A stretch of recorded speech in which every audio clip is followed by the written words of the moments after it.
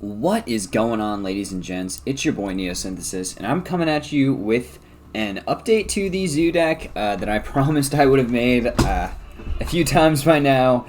Anyway, yeah, I mentioned before that it's been extremely hard to even get one ultra rare card. Now that I'm not considered a quote unquote new player by Konami, so it's really slowed down to pretty much a halt. Getting new cards, but I was finally able to make the last card. I probably already spoiled what the new card was, but it's a card that I just really wanted to put in this deck because I think it's really good in this specific deck, and I also just yeah, I think that this is a better list than what I have put out on the channel before. So as you guys can tell, we're still playing the forced second Zoodiac. We're playing, I think, one less hand trap than we were last time, but I think perhaps the Lightning Storm has gone back up, or the Duster has gone back up, and then there's another card that we'll talk about when we get to it that I put in the deck. But anyway, I think everything that I said prior still stands about the going second Zoodiac. Basically, everybody wants to go first in this format, so us having the advantage of blinding second is really cool. So, like, if they win the die roll, they get to go what they want to go first, and then we also get to go second in that situation. If we win the die roll, we get to go second again. So, it's kind of like autonomy through just like taking what people don't want. So we're always able to know that we're going to be able to go second, theoretically, in this list. Unless we match up against the rare, like Numeron OTK deck, or another going second Zoo kind of deck, something like this. So without any further ado, I feel like I've kind of given you guys enough introduction to what we're doing here. I'm going to go ahead and get into it. I'll do it the same way I do all my deck profiles. I'll go through the hand traps first. And then tech cards, and we'll get to the core eventually. All right, so we're gonna start with 3 Max C, 3 Ash. This is pretty standard in the format. Yeah, everything searches and everything special summons. Max C is a complete bug. This card definitely needs to be banned. So until it is, you want to run 3 of it in every single deck. Yeah, and then Ash Blossom can stop the bug. Which is cool. And we also are playing, and I'll just mention this card right now, 2 Droll and Lockbird, a card that can also stop the bug. So, like, if they max see you and they draw 1, you can draw them, and then they're going to stop drawing. So that's oftentimes pretty good. We're only running 2 Droll, because Droll is the card that I actually cut for the new card in the deck, and who knows? This list may go up to 41 cards, and I might slot that 3rd Droll and Lockbird in. Really just needs more testing, I suppose. Or maybe another one of these kind of hand traps will come out and the 3rd Droll going. Because I've found that the 3rd Droll is really, really awesome. It may be better than the 3rd Imperm in this format, but I'm not 100% sure. So, Droll is super good against Searchy decks, which is like 90% of the format. It's really bad in the mirror match, but you really don't encounter too much of that.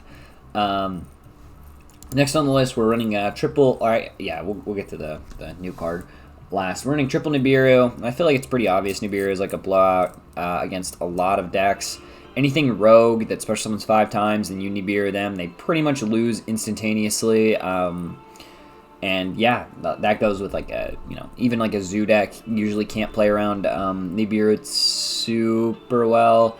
Phantom Knights can't play around it. Like, yeah, most decks cannot play around Nibiru, just because of how insanely powerful this card was and the fact that most archetypes were designed before this card existed.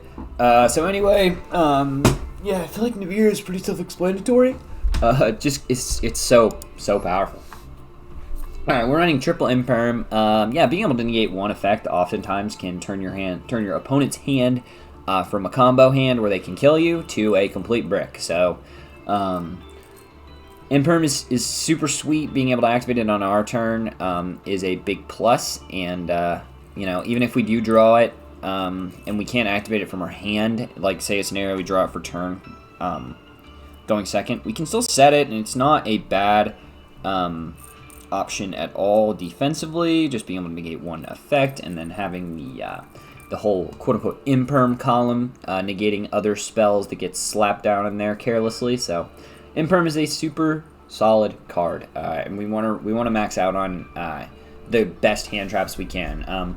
Like I said, I think that I would cut one Imperm if I was going to really try to fit in one more Drill, but I think the Imperm is slightly better versus the field than Drill, and the same thing goes with all the other 3 of hand traps that are in here over the 3 of Drill.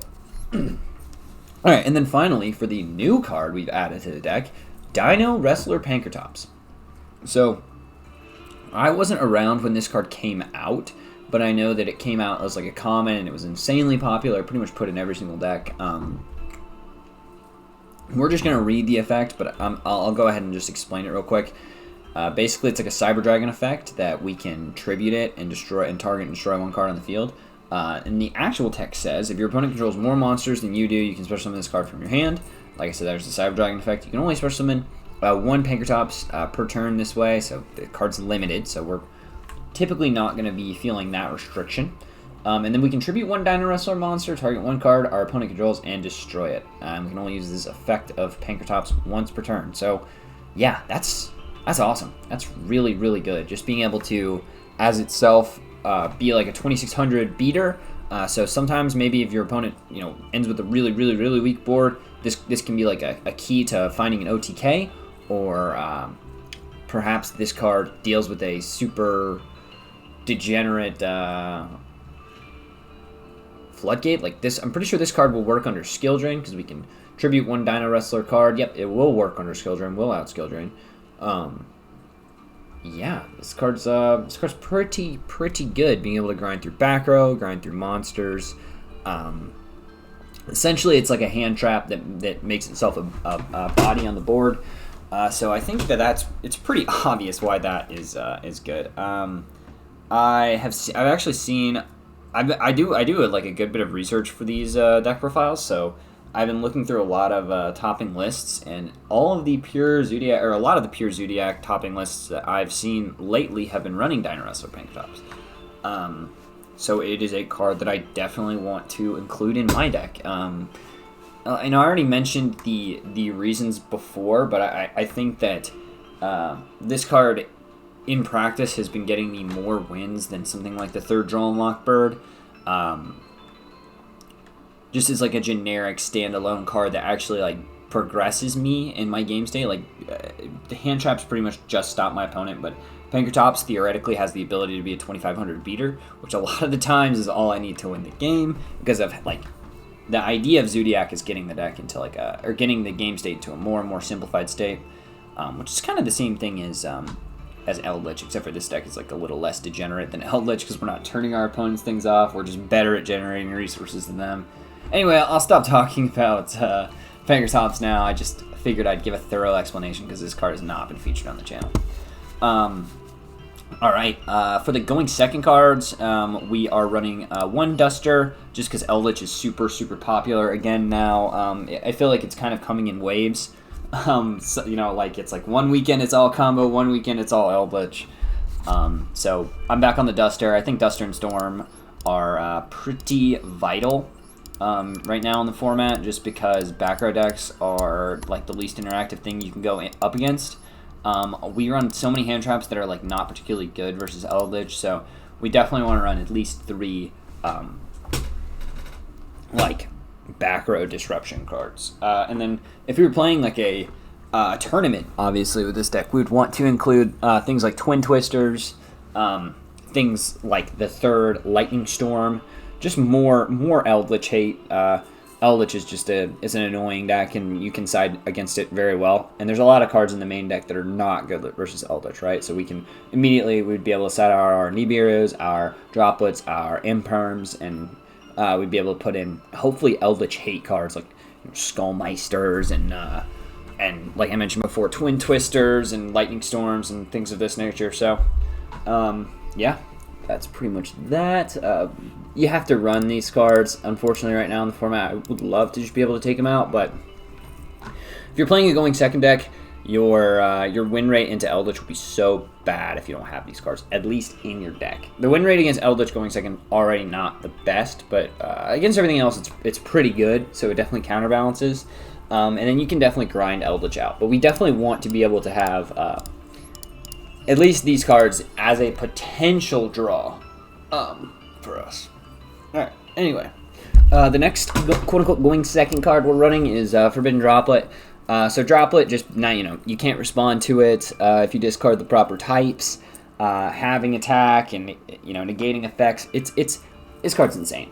This card basically turns completely unbreakable, uninteractive boards into essentially tokens that we can destroy or we can Zeus away or whatnot.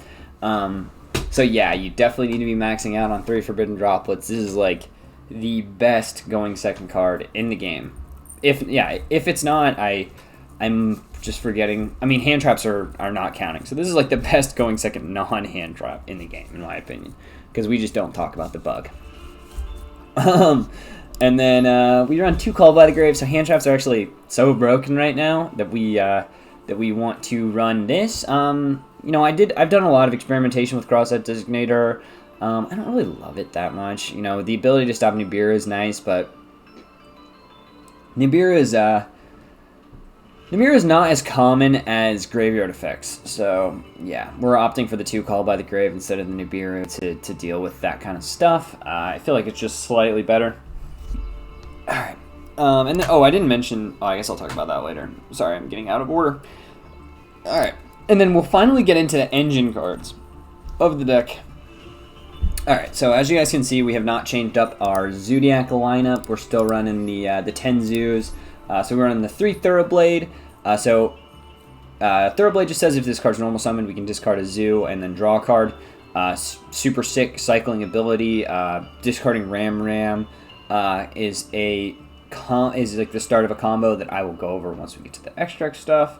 And then this card, while it's XYZ material, gives the Beast Warrior XYZ monster that is material to the effect that it inflicts piercing battle damage. So that's pretty useful too.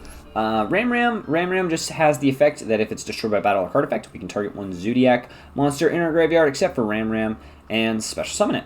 And then an XYZ monster that's a Beast Warrior that has this card under it will also gain the effect that we can detach an XYZ material and negate the activation of a trap card that targets it.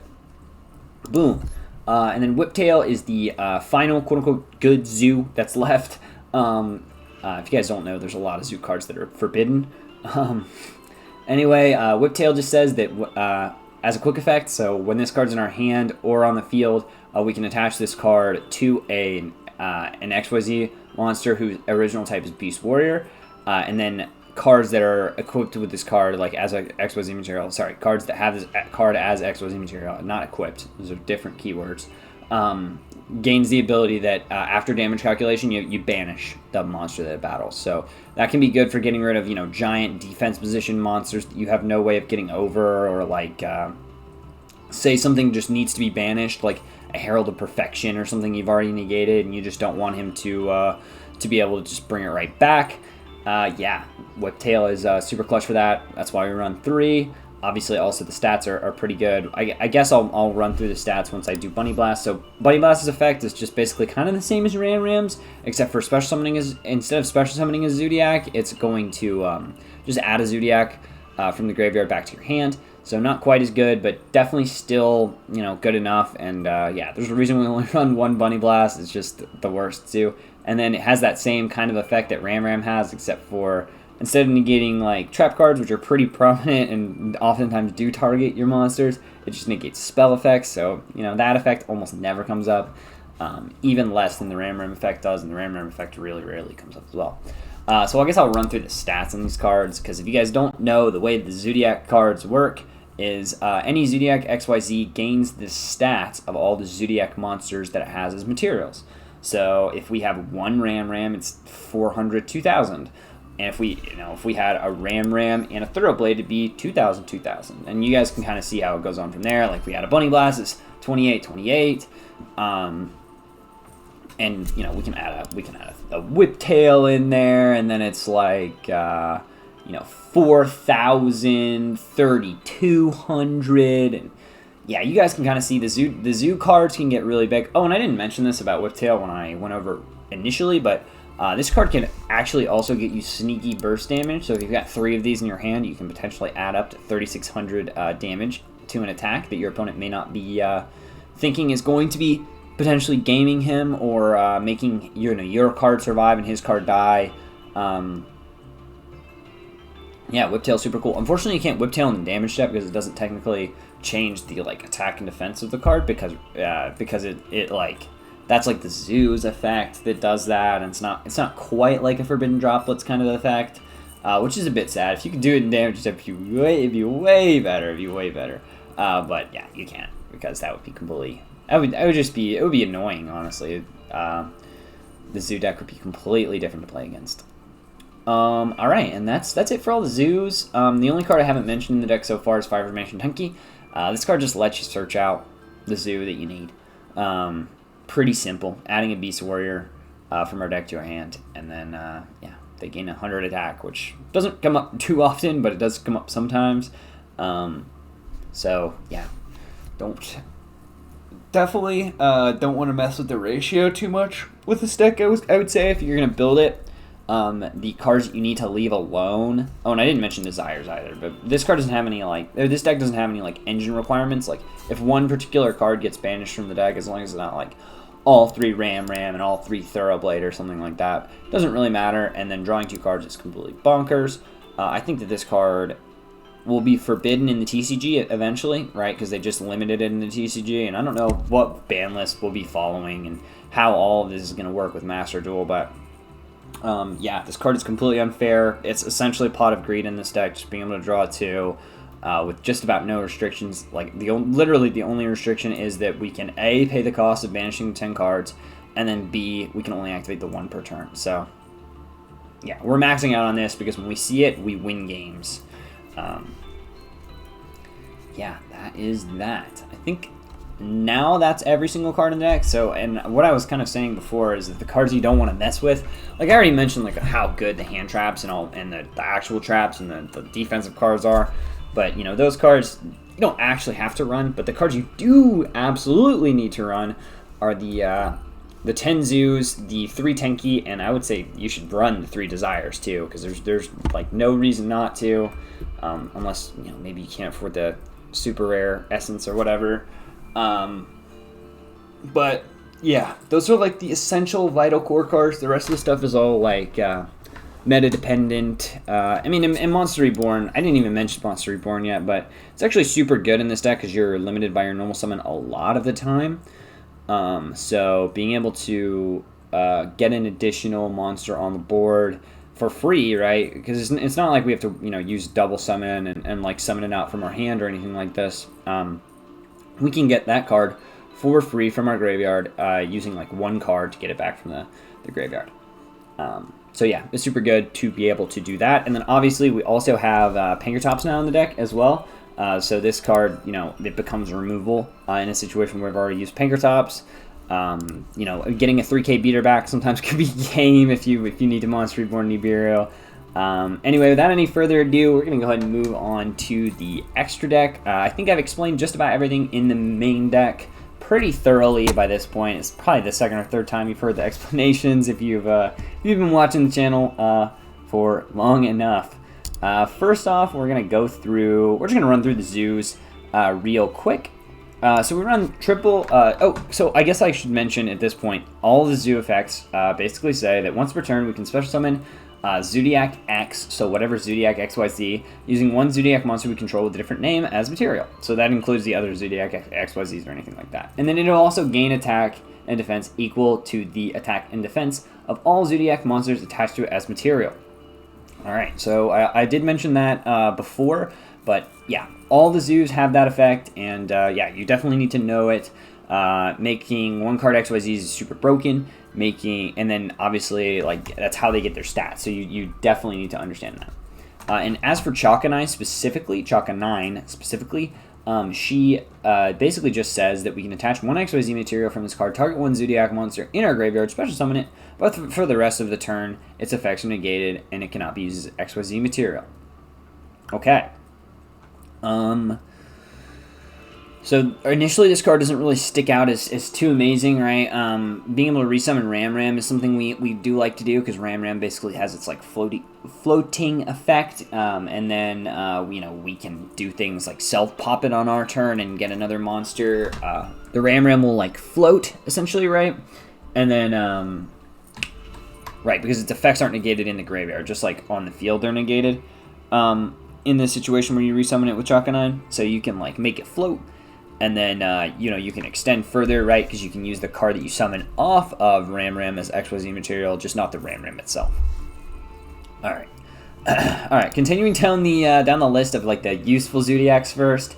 Tiger Mortar. So Tiger Mortar has a standard dot zoo effect, but instead of resummoning a zoo, Tiger Mortar has the effect to target one Zoodiac monster, one XYZ monster we control, and one Zoodiac monster in your graveyard, and basically just force attach that material from the graveyard to that card. So super good to like reload, quote unquote, our zoo cards that have run out of material, or even to potentially like add attack to a monster. Like say we can detach like one of our Zoodiac XYZs that have like 0/0.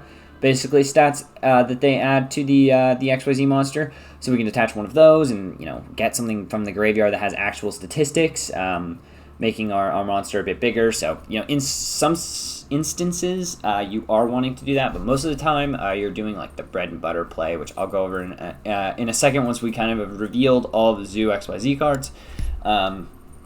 Trident is your absolute father.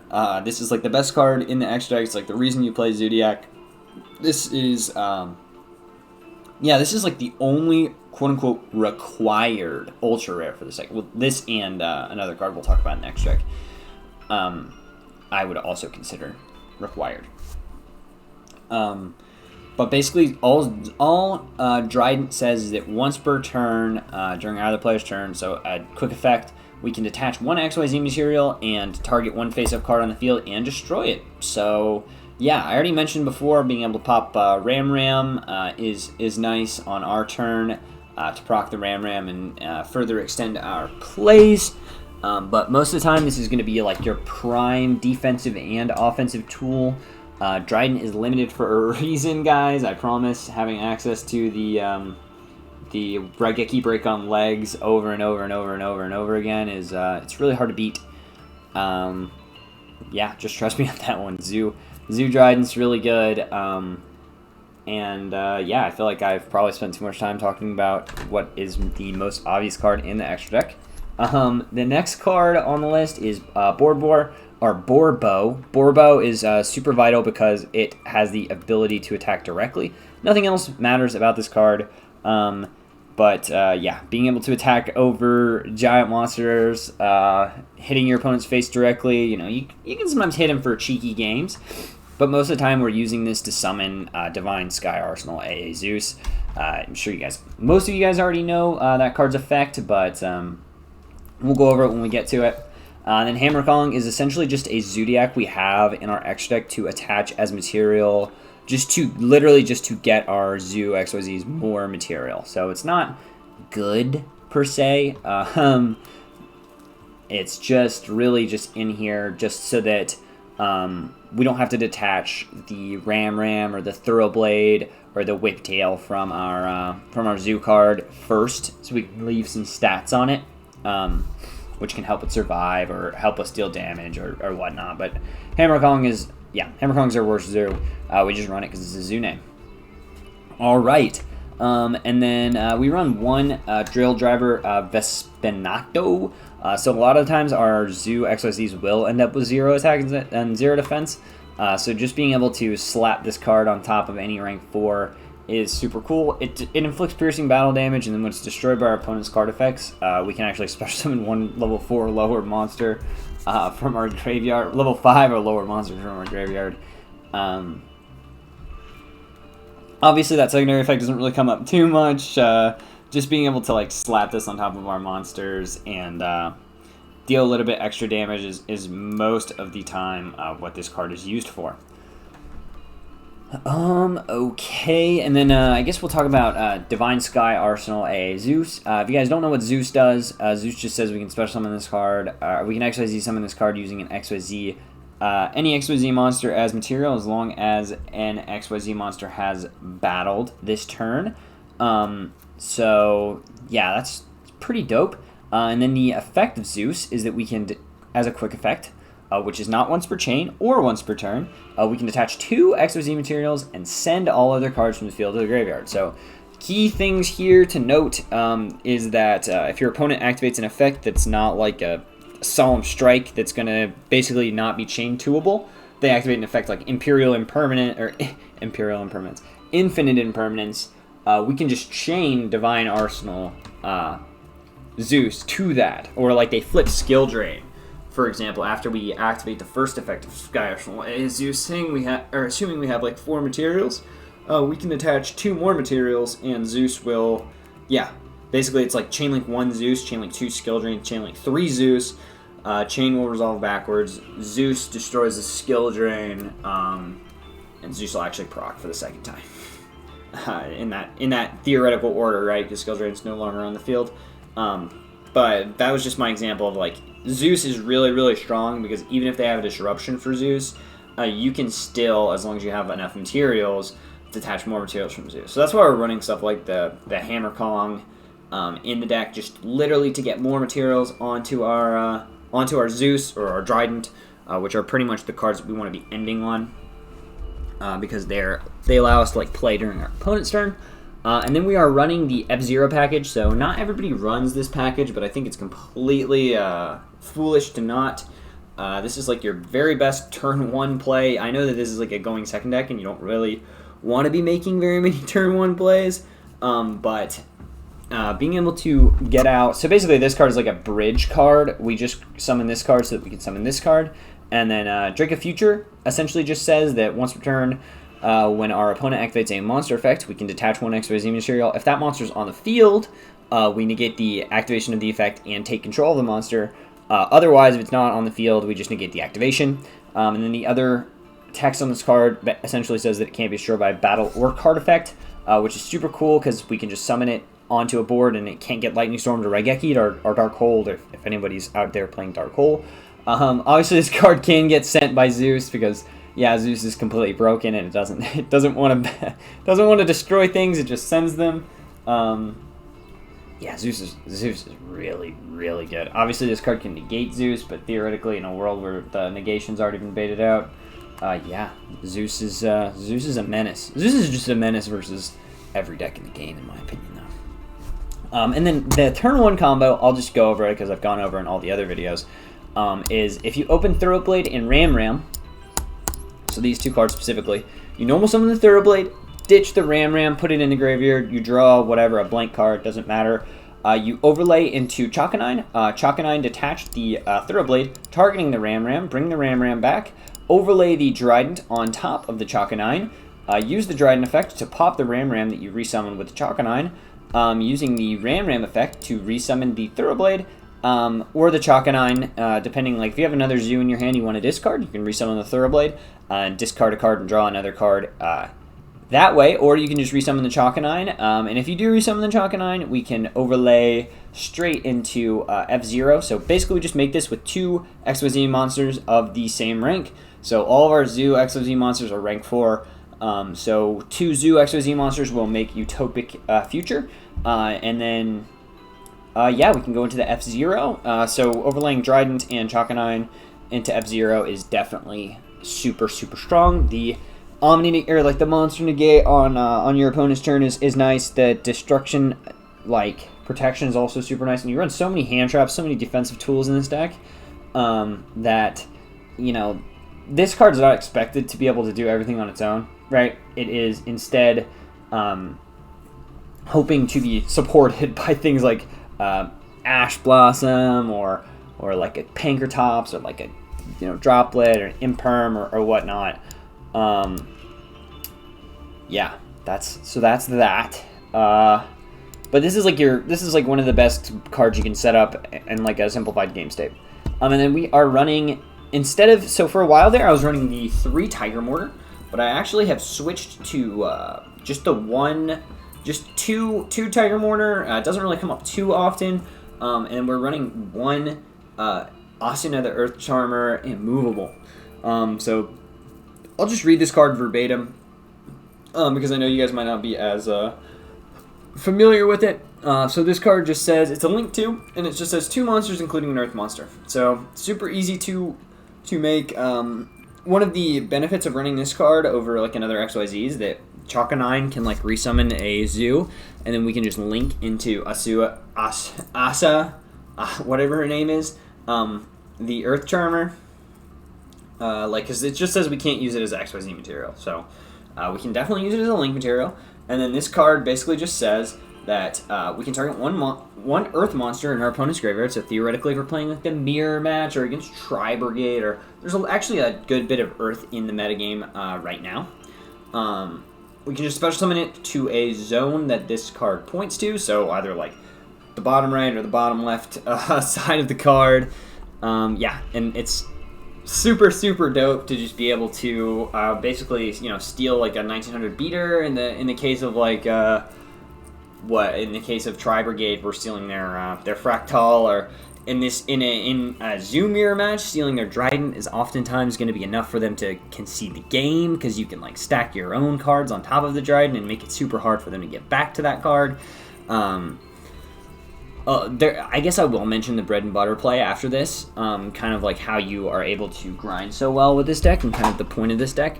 And then this card basically also says that if it's destroyed by an opponent's card effect while it's in our like our monster zone, we can add one Earth monster with 1500 or less defense from our deck terrain. And that's not really coming up too often, but hey, we can search Maxi, we can search this, we can search this, so pretty good. Can we search this? We can also search Bank Top, so yeah, that Earth Charmer search effect, not bad. Alright, so I will quickly run through what you do if your Trident is already dead and you have a zoo in your hand. So theoretically, let's say we have a Whiptail in our hand and our Trident's in the graveyard, and we just want to get our Trident back. We don't really have, we don't have too many big aspirations. Say they've got, a monster with 2400 defense, and we just want to get our Trident back. So we obviously can't get our Trident. So unfortunately, we can't get our Trident to pop that 2400 monster, but we've got a plan for it anyway, so just don't worry about it. We're just going to normal summon our Zoodiac Whiptail, or whatever zoo we might have. We're going to overlay on either a Monkey or a Borbo, Hammerkong or Borbo, just to essentially get an extra material. Or I guess we don't necessarily have to do this in this situation, because I'm planning to overlay Driver. So I guess actually what we can do is we can just overlay into Chaka9, use Chaka9's effect to target the Trident in our graveyard, resummon that Trident back, overlay a Tiger Mortar on top of the Chaka9, attaching material to the Trident, and then we can overlay into the Vespanto with not the Trident. So like the Trident will have material, its effects will be negated. It'll have 0/0, whatever, but as soon as you hit the end phase, essentially, that card will be back online, and we can use it to pop stuff on our opponent's turn, so it's super clutch. And then, you can make a Vespanto with the other card, or you can just leave it on your board. Really, that's just up to you, and it's going to come down to whether or not you think that's a good idea in whatever given game state it is. Anyway, hope you guys enjoyed. It's been there's like a super thorough, updated, pure Zoodiac deck list. I'm sure I'll come out with another deck list whenever the XYZ Festival launches, but I figured I would at least give you guys an update to what I've been playing. It's I think pretty different. I guess really it's only one card. It's like the major difference, but just wanted to give you guys an update on what I was playing. Anyway, hope you guys enjoyed. Like, comment, and subscribe. Peace.